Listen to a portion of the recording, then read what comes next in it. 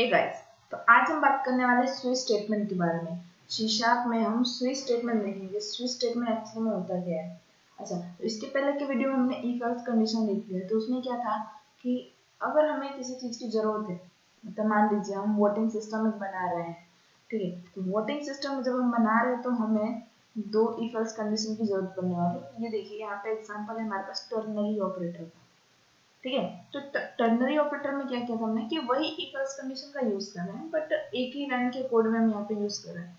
मान लीजिए हमने यहाँ पे इफ डिफाइन किया है 16, देन हम स्ट्रिंग रिजल्ट नाम का एक वेरिएबल क्रिएट कर रहे हैं और उसके अंदर दे रहे हैं एज अगर 18 एज इज ग्रेटर देन 18, मतलब एज अगर 18 से बड़ी हो तो यू कैन वोट, और अगर नहीं हो तो ये है एल्स वाला पार्ट है हमारा कि अगर नहीं है तो यू कांट वोट।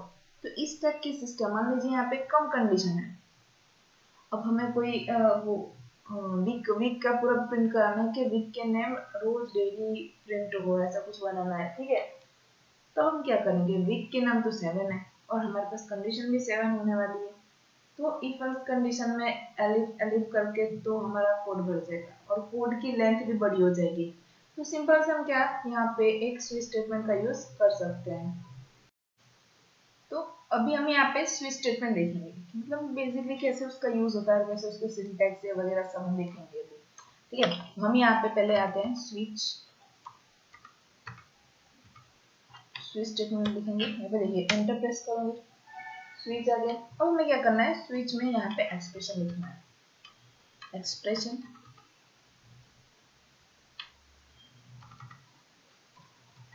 ये आ गया हमारा एक्सप्रेशन। यहाँ पे कुछ भी लिख सकते हैं, जो भी कंडीशन देना है हमें वो भी दे सकते हैं। उसके बाद कर्ली ब्रैकेट के अंदर हमें सारे के सारे एक्सप्रेशन को यहाँ पे एक्सप्लेन करना है। यहाँ पे एक्सप्रेशन लिख दिया, यहाँ पे केस लिख सकते हैं हम, case X and Y whatever जो भी है आपका वो। उसके बाद यहाँ पे जो भी आपका कोड ब्लॉक है वो आप यहाँ पे लिख सकते हो। उसके बाद ब्रेक डायग्राम, मान लीजिए यहाँ पे कोड ब्लॉक मीन्स की स्टेटमेंट बोलते हैं, तो स्टेटमेंट भी आप यहाँ पे लिख सकते हो। उसके बाद हमें यहाँ पे क्या करना है, सिंपल सा ब्रेक दे देना है, ब्रेक। तो अगर कंडीशन कोई चालू हो रही है तो उसे हमें ब्रेक देना भी जरूरी है। उसके बाद लास्ट में डिफॉल्ट, ठीक है। तो इसको चलिए हम समझते हैं प्रैक्टिकली। अभी तक ये सिंटैक्स हम देख रहे हैं कि इस तरीके से सिंटैक्स इसमें यूज होता है। अब हम क्या करते हैं यहाँ पे, अच्छा ये जो स्विच है, switch the switch expression is evaluate once, value of the expression is compared with the value of each case। ये जो स्विच है वो इसमें बहुत सारे केसेस यहाँ पे आने वाले हैं। मान लीजिए हमने यहाँ पे एक केस लिखा है, यहाँ पे अगेन हम यहाँ पे 2 लिख सकते हैं, 3 लिख सकते हैं, जितनी चाहे उतनी हम यहाँ पे केसेस यहाँ पे लिख सकते हैं। देखिए सेकंड ले लिया, सेकंड में यहाँ पे लिख सकते हैं, थर्ड फोर्थ जितने भी आपको अगर यहाँ पे केसेस लिखने हैं वो आप यहाँ पे लिख सकते हो स्विच स्टेटमेंट के अंदर, ठीक है। तो चलिए हम यहाँ पे देखते हैं संडे मंडे ट्यूसडे फ्राइडे वो सब कैसे हमें प्रिंट करना है, जरूरत पड़ने वाला उसी हिसाब से। सबसे पहले हम क्या करते हैं, हम यहाँ पे इंटीजर डे इक्वल टू 4 लिख देते हैं, ठीक है। उसके बाद हम स्विच स्टेटमेंट में यहाँ पे हमें कंडीशन लिखना है कि एक्चुअली हमें इसमें करना क्या है। तो सिंपल से हमें क्या करना है, यहाँ पे हम डे को प्रिंट कर देते हैं। उसके बाद हम जो हमारा कंडीशन है कर्ली ब्रैकेट को ऑन करते हैं और यहाँ पे केस 1 लिखते हैं यहाँ पे, then console dot write line, उसके अंदर हम प्रिंट कराने वाले हैं मंडे। उसके बाद लास्ट में तो है ही सेमीकोलन। देन आफ्टर हमें क्या करना है, यहाँ पे ब्रेक कर देना है, ये कंडीशन यहाँ पे ब्रेक हो जाना चाहिए। देन हम यहाँ पे केस 2 लिखने वाले हैं, case number 2। Then again same वही का वही कहानी यहाँ पे रिपीट होने वाली है, console dot write line. Then यहाँ पे हम लिख देंगे ट्यूसडे लिख दिया। उसके बाद अगेन हम यहाँ पे ब्रेक लिख देंगे, देन सेमीकोलन। इस कंडीशन को हम 7 बार यहाँ पे करेंगे, 7 बार। इस कंडीशन को हम यहाँ पे 7 बार लिखने वाले हैं। तो ये 2 बार हो गया, अच्छा 2 बार हो गया, ये 4 बार हो गया, 6 और ये 7 बार, 8 बार हो गया बेसिकली, बट एक जो है हम एक्स्ट्रा रखेंगे यहाँ पे, ठीक है। तो हमने यहाँ पे क्या कंडीशन ले ली है, और यहाँ पे जो केस नेम है उसको हमें चेंज कर देना है 3, 4, यहाँ पे रख देना है 5, यहाँ पे हम रख देंगे 6, ये 7, और यहाँ पे जो केस है उसका नाम डिफॉल्ट भी यहाँ पे रख सकते हैं। ठीक है, तो हम यहाँ पे रख देते हैं केस डिफॉल्ट, या फिर केस को हटा देते हैं, यहाँ पे डायरेक्ट डिफॉल्ट लिख देते हैं। ठीक है, अब डिफॉल्ट क्या करता है, तो कोई एरर शो करना होगा, मान लीजिए सातों के सातों केस अगर फॉल्स हो रहे हैं उसके बाद ये कंडीशन ट्रू होता है। ठीक है, देखिए तो यहाँ पे हम लिख देते हैं इनवैलिड नंबर। ठीक है, इनवैलिड केस या नंबर दो जो लिखना है वो हमने यहाँ पे लिख दिया। तो इस टाइप का हमने यहाँ पे एक मैसेज पास कर दिया। अब इसमें देखिए क्या करना है, हमें सिंपल सा, हमें जो हमारा ये कंडीशन है उसमें कंडीशन में उसका नाम हम चेंज कर देंगे सिंपल सा, Monday, Tuesday, Wednesday, Thursday,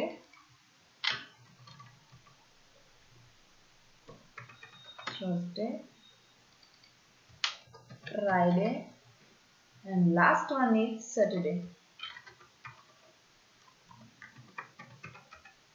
I hope एक भी डे मिस ना हुआ। Monday, Tuesday, Wednesday, Thursday, Friday, Saturday and last one is Sunday. अच्छा देखिए, हमें यहाँ पे अगर संडे से स्टार्ट करना है तो हम डे संडे से भी स्टार्ट कर सकते हैं। ठीक है, बट हमने क्या किया यहाँ पे मंडे से, फर्स्ट डे इसलिए हमने मंडे से स्टार्ट किया। अब मैंने यहाँ पे डे 4 लिखा है, तो केस 1 में जो 4 नंबर है वो हमारे पास प्रिंट होके आ जाएगा।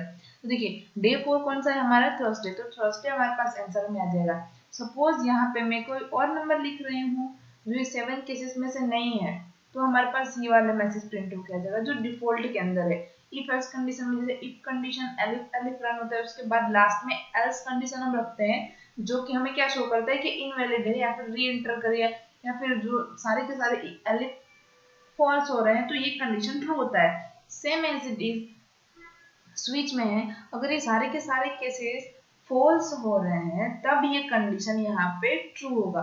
अदरवाइज ये सारे के सारे मतलब ये कंडीशन चेक करेगा फर्स्ट, अगर ओके तो ठीक है, यहाँ पे अगर डे 1 लिखा है तो मंडे प्रिंट होके, अगर डे 2 लिखा है तो ट्यूसडे प्रिंट हो जाएगा। तो इस तरीके से क्या है, वो सारे के सारे डे प्रिंट होते हैं वन बाय वन। अगर आप यूजर जिस हिसाब से दे रहे हैं उसी हिसाब से यहाँ पे रन होके आ जाएगा।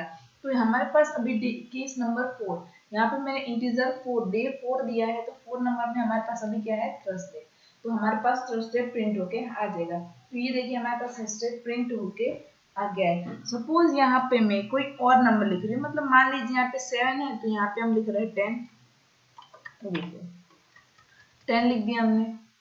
अब क्या होगा, हमारे पास वो डिफॉल्ट वाला मैसेज प्रिंट होके आएगा, इनवैलिड नंबर। ठीक है, तो इस तरीके से स्विच वर्क करता है, जैसे हमने यहाँ पे देखा था कि फर्स्ट कंडीशन में इस तरीके से वर्क करता है। अब बात करते हैं ये ब्रेक की। ठीक है, when C sharp reach a break keyword, it break out the same switch block, sorry। तो ये क्या करता है, ब्रेक करता है कंडीशन को। अब ब्रेक का मतलब क्या है, this will stop the execution of more code and case testing inside the block. यहाँ पे कंडीशन देखिए, हमने एक स्विच का एग्जांपल लेते हैं, स्विच मींस के लाइट ऑन एंड ऑफ करते हैं।